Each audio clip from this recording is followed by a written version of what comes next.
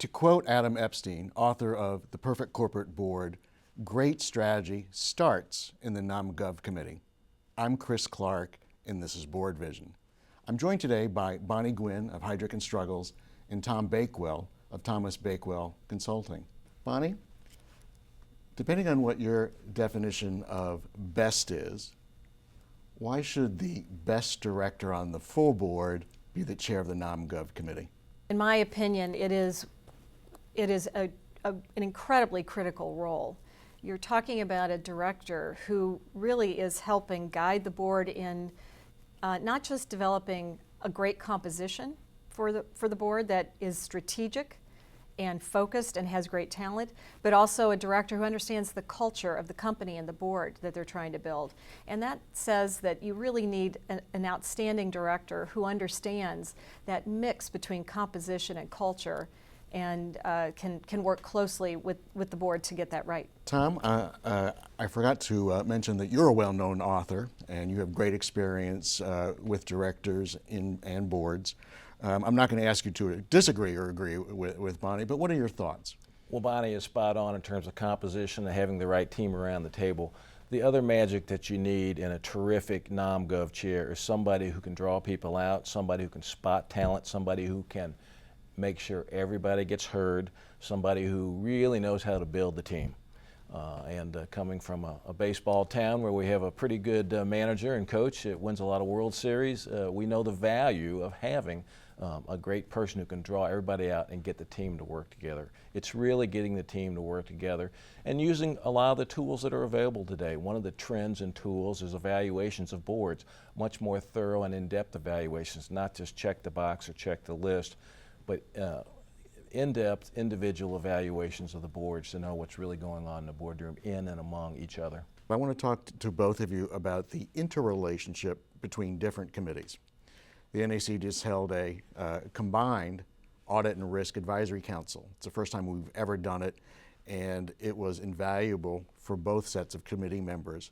How do you feel about that, whether it's Audit and Risk, whether it's compensation and Nom Gov? Do you think those interrelationships of committees should be enhanced or promoted?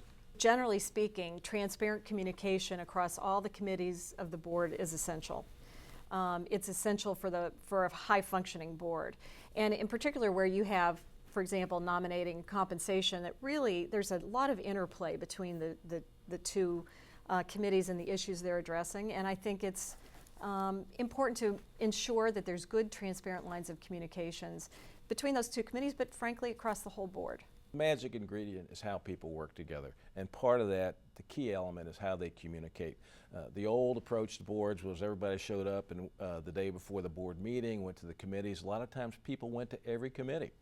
What's the point? You don't have the time, you don't have the energy, you don't have the resources today. So how do you have a board where everybody trusts each other and they communicate? If you're not on the audit committee and important issues come up and you need to know about it, can you simply pick up the phone and reach out to the audit committee chair?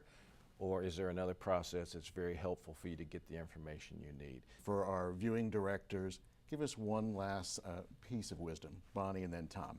The piece of wisdom I would share is the importance of long-term succession planning.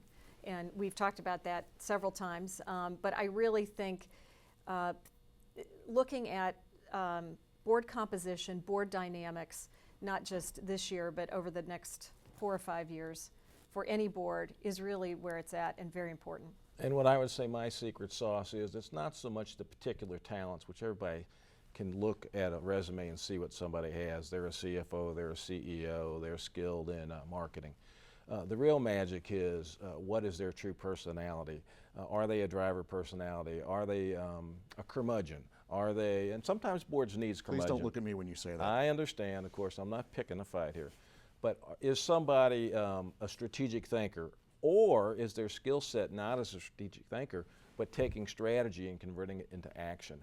What have they done in their past experience that really makes them qualified for this role, and strategically thinking through what we know? Well, I think we've got all the synapses popping. I wanted to thank the both of you for joining me today.